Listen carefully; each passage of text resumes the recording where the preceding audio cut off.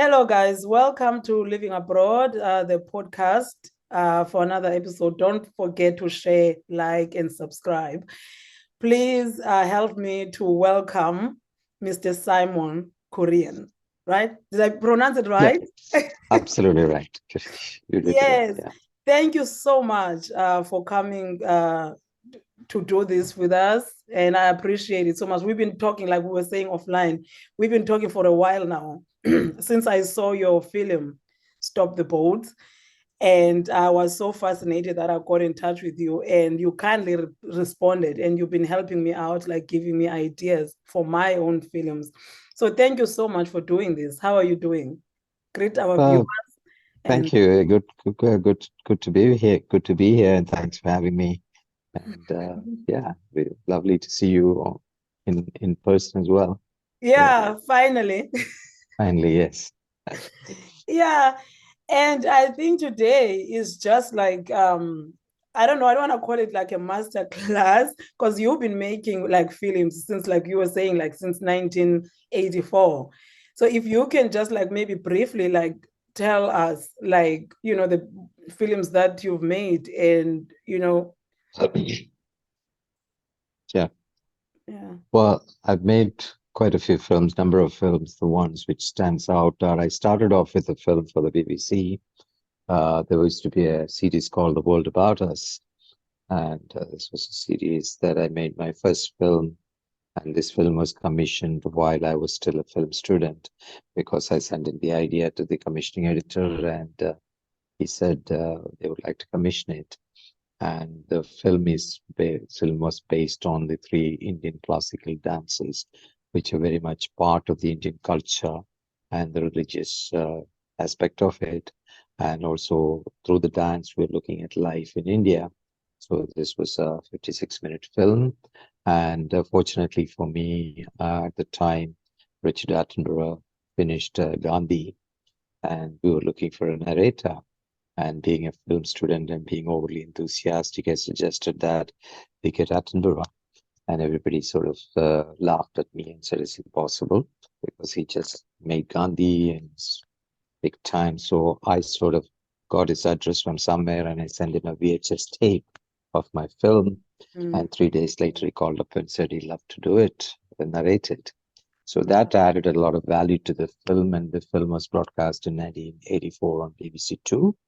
Since then, I have done a number of films, including a film on the Ganges, River Ganges. Uh, Being from India, I was commissioned most of the film out of India because Okay. I know the culture, I know the language. So a lot of the films that I did for the BBC are out of India. And we Okay. also did a long series called All Our Children, which Mm. followed a family from. That's actually a very interesting project because there was 5 directors hired in 5 different parts of the world, and each one were assigned to follow one particular family of a family 7 months into the pregnancy till the child is 3 years old. So we were all filming in different parts of the world, and the film will finally come together, telling these stories. That was a 3 year long project. So, like that, in between, I did a lot of other films as well. So it's a 35, I mean, I don't know, 84, how many years now? I forget. So it's been a long, long time. Yeah. Wow. And you were born in India and Yeah. now taking your film, your films and your passion to the world. How Yeah. important is that to stick to your roots?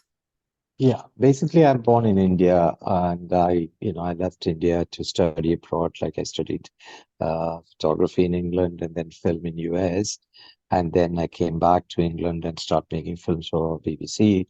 A lot of the films, as I said, it was rooted in India.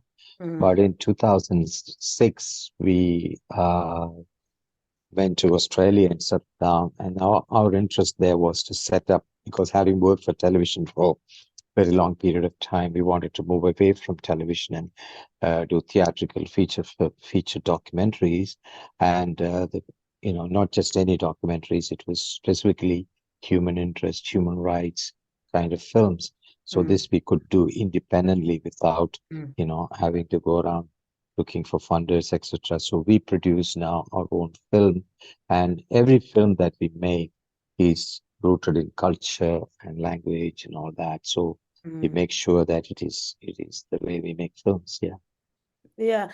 And now, I mean, you've worked like now you decided to go independently, right? So if Yes. you're a That's young filmmaker out there, yeah. why Yeah. would you give advice? Do you need like experience first before you can even think of going independent?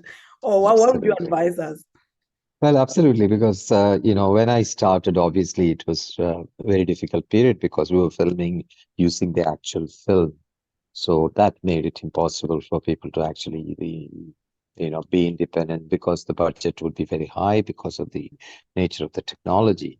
And now it is different because the young filmmakers or people who want to make films are fortunate to have the digital Mm, platform available to them. So that makes it easy. Having said that, the first thing you do is, a get some sort of training in making, film, no matter what, because people often think that you need the big camera and the big this thing and a mm, lot of funding. You don't. What you need is a good subject and the knowledge of how to make that and how to tell that story.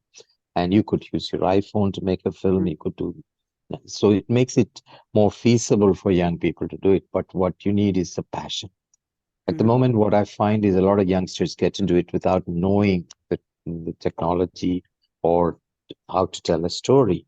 So they learn on the job, and sometimes they end up in a big failure, and that will disappoint them, and they'll sort of move away from filmmaking.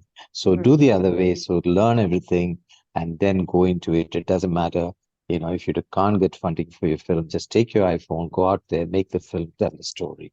That's what mm, you need to do. And it's a tremendous time for you to do that because, you don't need the kind of budget that would have required 10, 20 years ago to make a film. And mm, there's a lot of avenues for you to put it out there, even if, simply putting it out on YouTube itself can generate revenue at the end of the day if you so want to.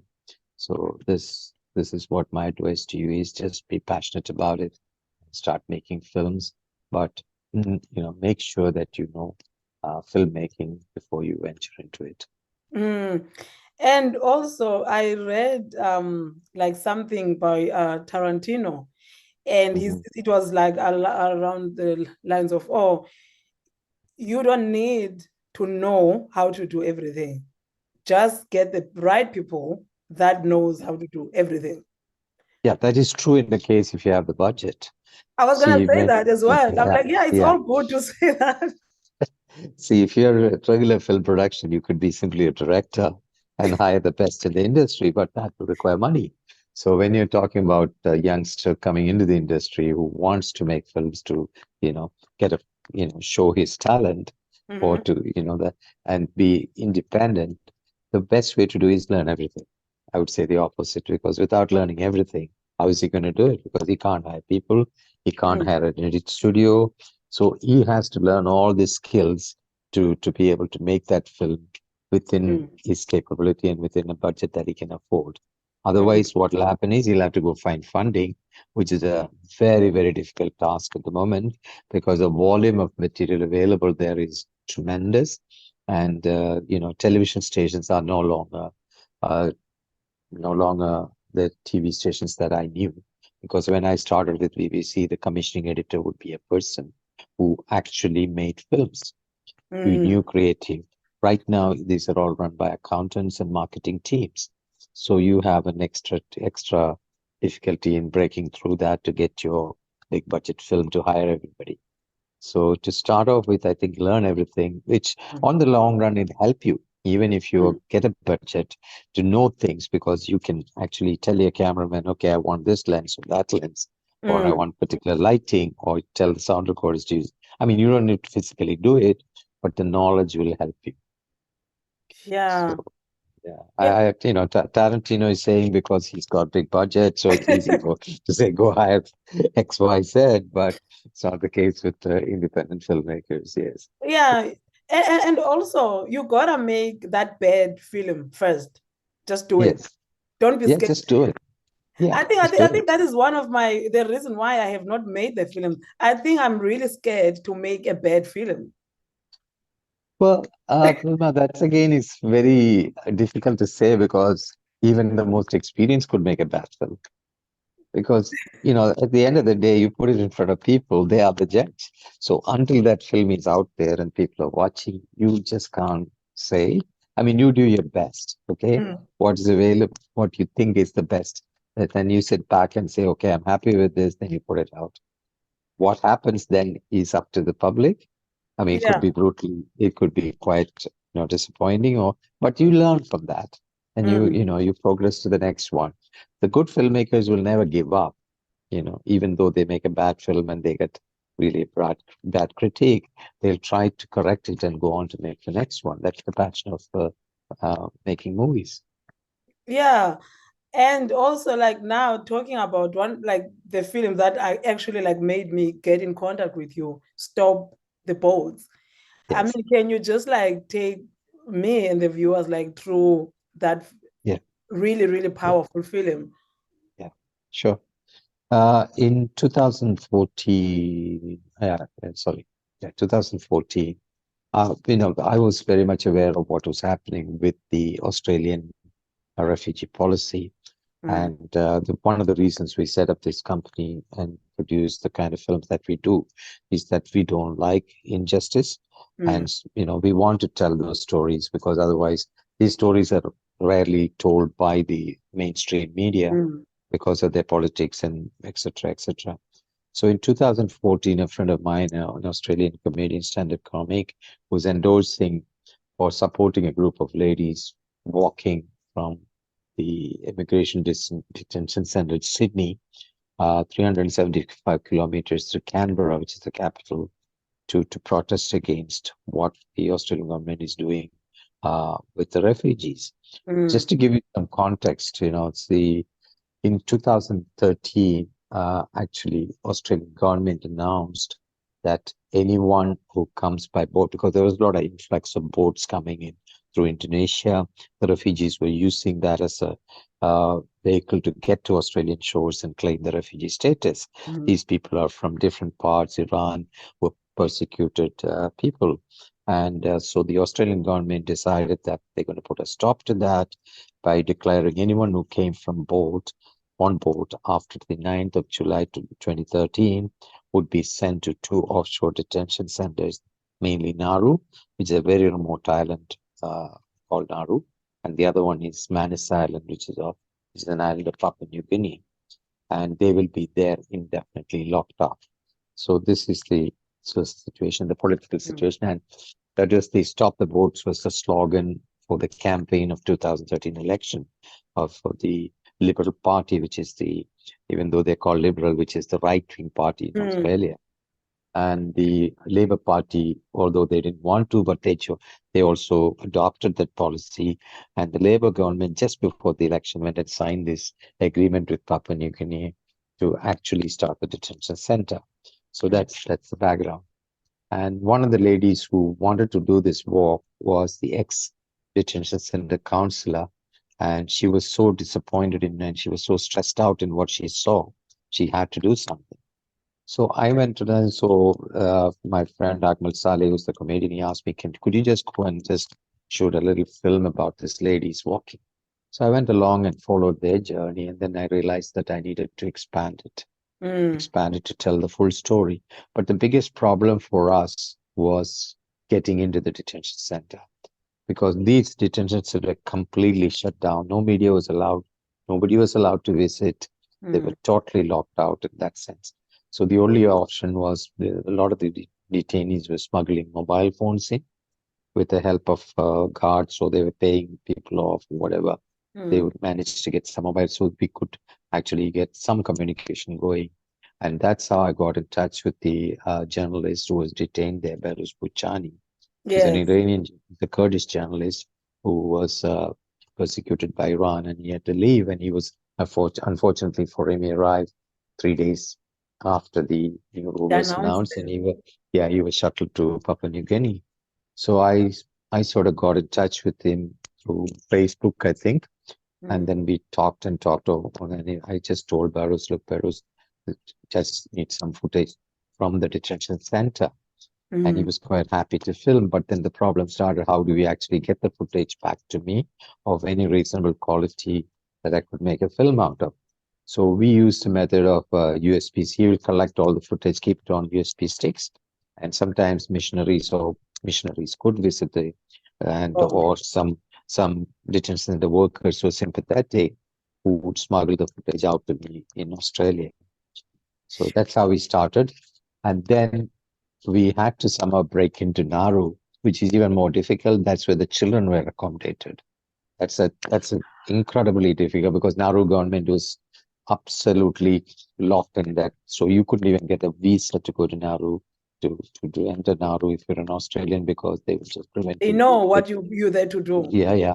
Mm. So I was lucky enough to get in touch with some of the teachers who were traveling between Australia and Nauru, were teaching children, which is part of the Save the Children program.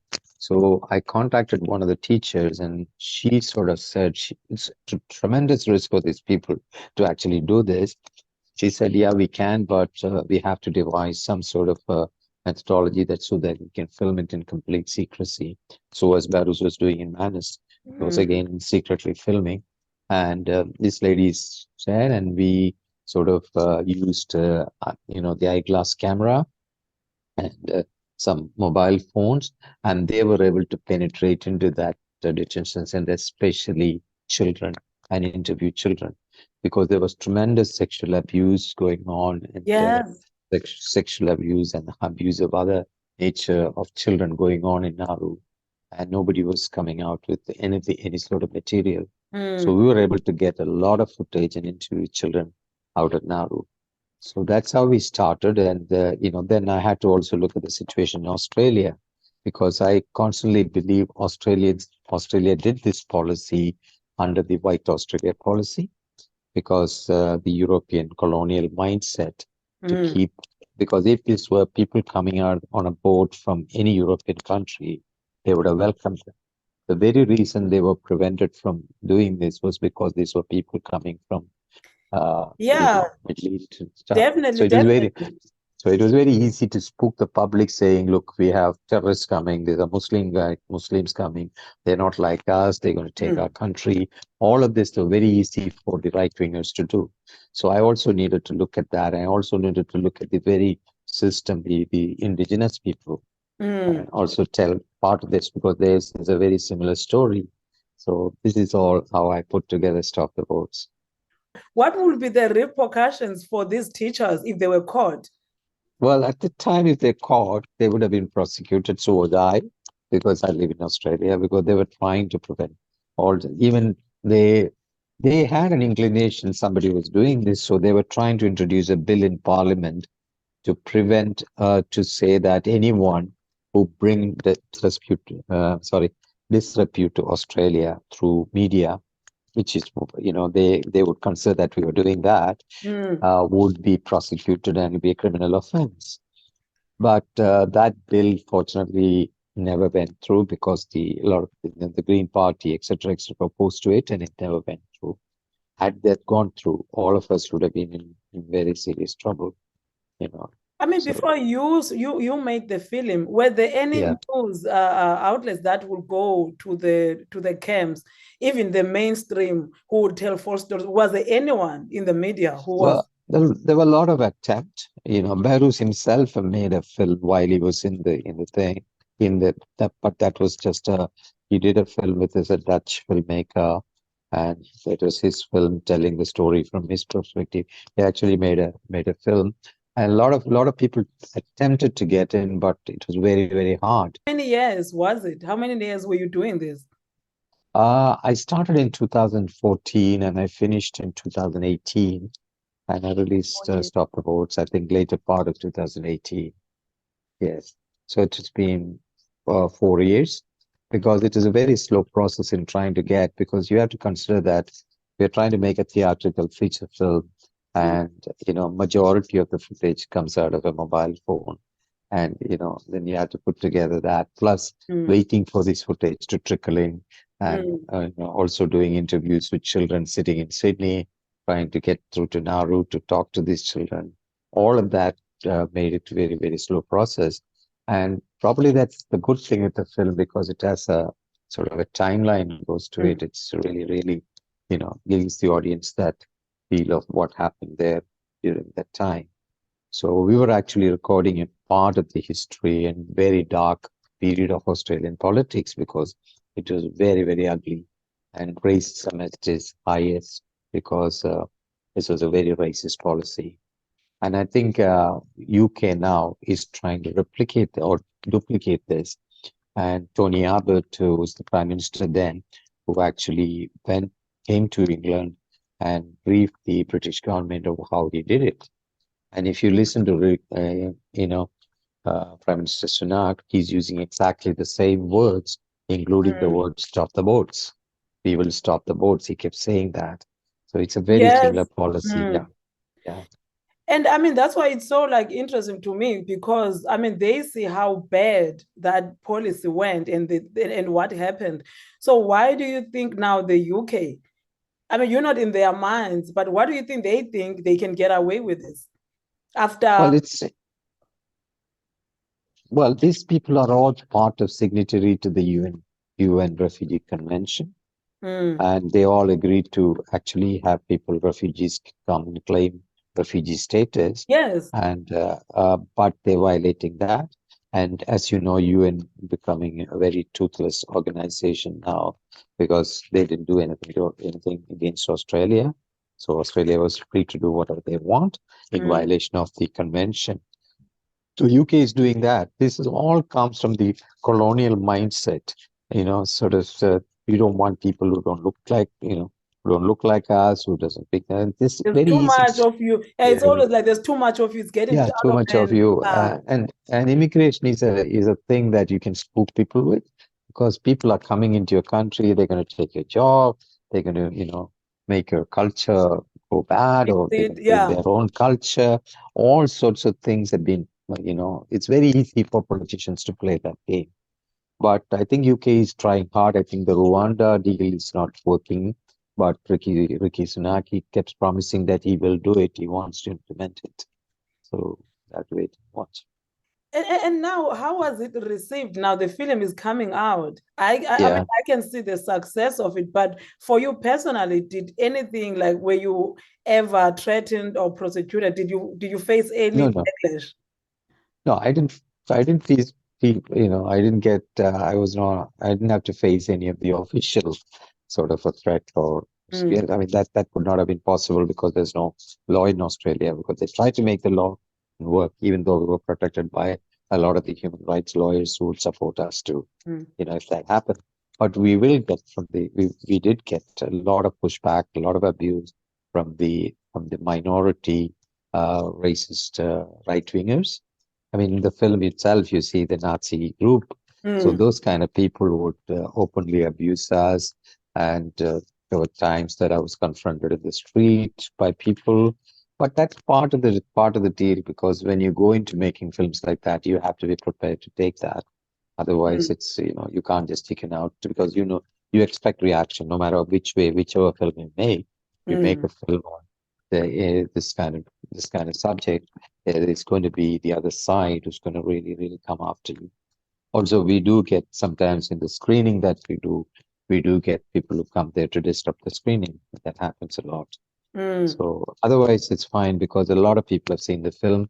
The film has been to now 13 international festivals, mm. and we're still screening it. We have screening. I mean, I think last month we had a screening at the London School of Economics. So we are now doing a lot of the university. We have a screening in Queen Margaret University in Scotland on the 6th of February. Oh yes. So yeah, so Wow. yeah. So even till this day, Though that screening is Stop the Boats, not my second film, Barus. And yeah. Barus and I will be joining online on Zoom afterwards to, with the Q&A for that screening. Wow. And I mean, if you can speak to young filmmakers out there, it is good to be brave and make these films that will make change. Yeah, yeah, It's absolutely. important. Yeah, absolutely. Believe, you want to tell us because often people think documentaries are like document. No, it's again telling a story Mm, because you have an audience there. You have to tell the story just the way you would do a drama. But This is more, non-fiction, so that there's a lot of facts come out of it. Mm. The thing is, you have to be passionate about what you do. You really have to love film, and the risk and everything that you have to take that, will, because of your passion, you'll forget about everything else and you go on, go into the film deeper and deeper.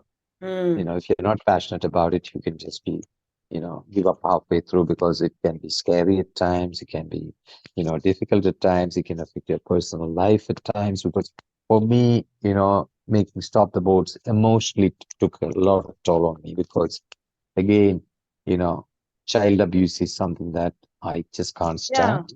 It's Mm. just deserve me to the level. And I was dealing with this children who are locked up in a detention center, children as age, young as 2 or 3 years, and hearing their stories, hearing the stories from their parents, and not being able to do anything about it is really, really hard. And when you're making a film, you have to keep, when you're editing, you're hearing it over and over and over again. There were times I just had to just shut my editing system and walk away because I just couldn't, you know, Mm. sit there. Yeah, Yeah, it's very important, is it, like, to look after yourself, your well-being. I was watching yeah, another documentary. This guy is in South Africa, so he does this documentary. He helps, like, if you have a problem, then he's gonna spend 3 days with you, mm, and he's gonna try and fix your problems. So yeah, now he was trying to help this young boy who lives on the yeah, street. So now on day yeah, one, he has to go and listen to this. That's just an intro of this yeah, boy. But now on the first night, because this boy lives on the street, and he yeah. has to be like, okay, bye bye, I'll see you tomorrow. And you're like, Mhm. this is another day that you're leaving this boy on the street. I Yeah, remember being so angry, you know. yeah, yeah, So yeah, that is what happens in films as well. Sometimes you're just taking the story and there's nothing you can do. yeah.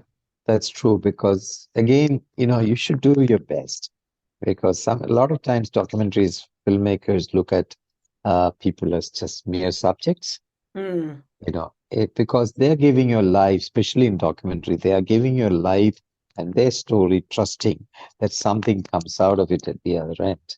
mm, Just not that so we always make sure that our subjects are looked after. We follow them up. We make sure whatever we can do to help them mm, post our film. And we always keep in touch with them to make sure that, check on their welfare and whatever we can help them with and whatever influence we can use to help them. We always do that. But mm, a lot of filmmakers these days, they think it's a film, it's a subject. We don't need to worry. We need to be detached from the subject. Otherwise, we get too emotionally involved, and we just, mm. that's not a good thing. Because a classic example, I tell you, this is not a documentary. You heard the big film called Slumdog Millionaire. Yes. It's won, I don't know how many number of Oscar. Mm, They picked up a lot of children from the slums. Some of the main actors were slum children.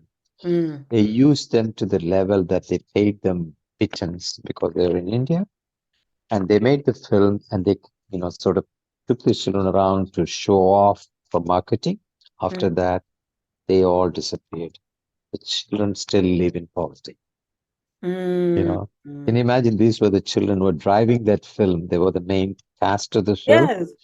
and they're they're just living in poverty in India today, and they were paid literally pittance to be in the film, and they violated everything, including they were making the I don't know who knows how many hours these children had to work because everywhere else there are child labor laws which will come into picture when you're actually shooting a film. If you bring on a child to the set, you have to have a tutor come along, you have to have X number of hours, all of these. None of these what is applicable in India.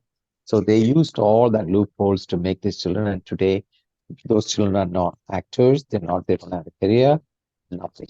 So this is how filmmakers sometimes think that okay, these are subjects we can just Mm. make our film, make our fortune, move on. That's a bad thing. Wow. The compassion. I think Yeah, I think it's not. compassion as well. Yeah, yeah, it's compassion. That you can say it's a feature length. I mean, it's a drama, it's a fiction, all that stuff. But when it comes to documentary, it's even more important to to Mm, to to do what you can for your subject. Think of their plight, and they come in front of you. They give you their life. and you become, go around with the movie and you become famous, and they're not even, look, that's not a good thing.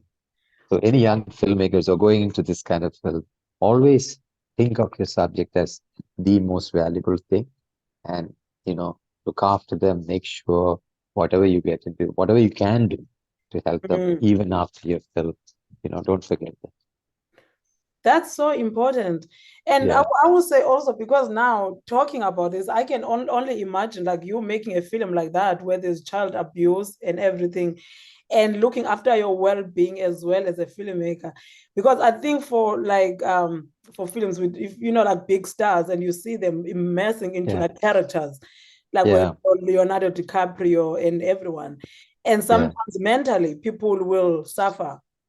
yes, And I think it's more for documentary makers, yes, but it's a real life. You're not acting. yes, yes, absolutely. Yeah, it's hard to, because you're confronted with the reality of it. Mm, You're confronted, it's very hard to be detached.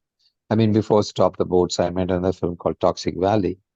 We looked at the subject of chemical poisoning or agrochemical usage in India and Australia. mm, So, what was happening in India was, it was affecting children more than anything else. So there were alien spraying caused huge problem for children mm, and families. So when you go into these houses and you see children with hydrocephalus, which is a big head, mm. and dying in front of the Yeah, I've seen parents and that they're as well. helpless, Yes. it's very hard. I mean, at the same time, you want to tell that story so to prevent it happening. You want to bring that story to the public and say, look, this is the end result Mm, of the abuse of chemical poisoning. So you really have to do the film at the same time. You also have to off camera. There's a life that you have to be a human being and not just a film director who walks in and shoots something and walk away, you know. And you also have to believe passionately in mm. what you're doing. Film is There gonna is a change say some. that, Mm, yeah, there is always a saying that there's two sides to a story. You have to be neutral. I don't know. I mean, sometimes facts are facts, It's mm. very hard to, racism is racism, and this you have to show racism as Is what as it is. blunt as possible. Yeah. Yeah, you have to call it what it is because a lot of people are, afraid to do that. So in film or anywhere, you have to say it. It is important because there is a section in Stop the Boats. I mean, you've seen, I don't know whether I will, well, you remember it about the Nazi march Mm, where people are actually shouting very abusive, racist language. A lot of people come to my film, say that made them very uncomfortable, especially the white people. I tell them, look, this is the reflection of the society which you are mm. not confronted with. Now you are put in a cinema, in a darkened cinema, and asked to watch that 5 minutes of it. You don't, how this mindset working, you get disturbed. That's exactly what I'm looking for. So I'm just, Mm. disturbing you to think.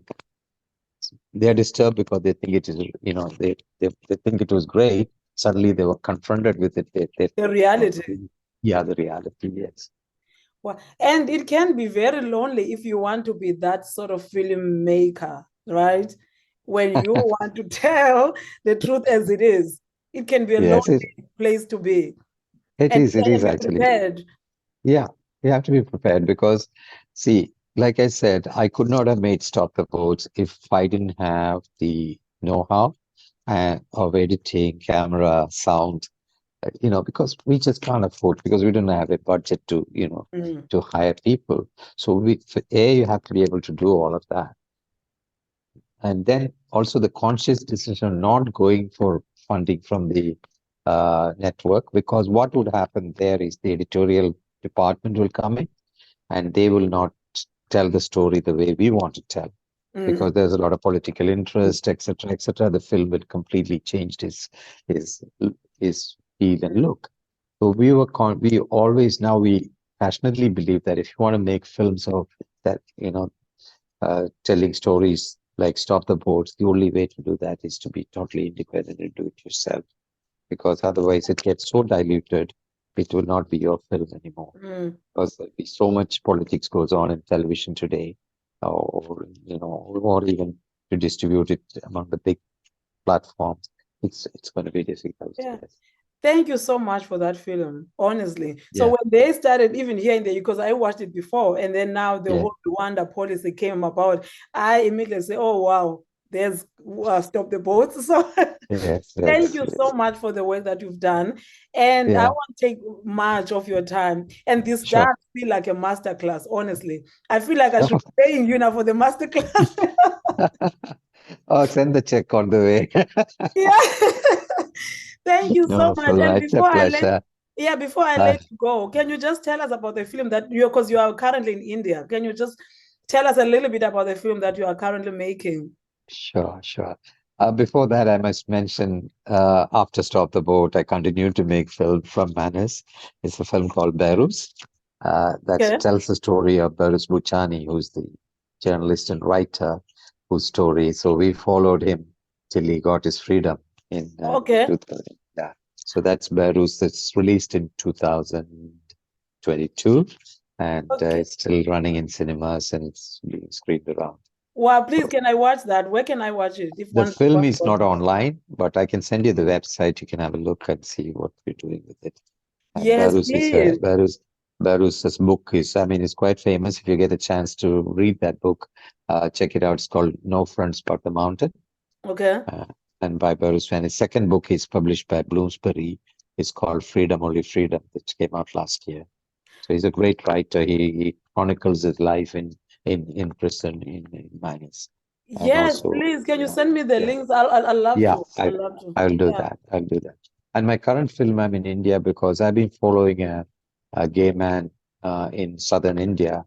As you know, being gay or if you're caught, it was criminal offense in India till a number of years back. The Supreme Court actually, overturned that, and it's called the Article 37. I forget the exact number. They Mhm. sort of canceled that, so it's no longer a criminal offense. But still, there is so much of social stigma that happens. Mm.